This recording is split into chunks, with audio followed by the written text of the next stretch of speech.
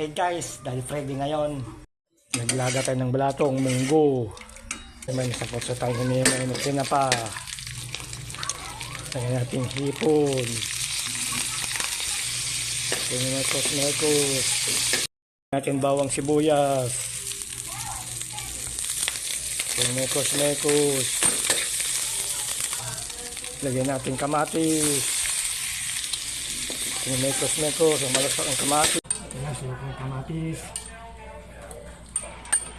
Lagyan natin dito sa balato. Nakalagay natin ginis ang hinimen na tinapatipon sa ating minagmalato. Ganyan paminta. Nagyatin siya ng granules.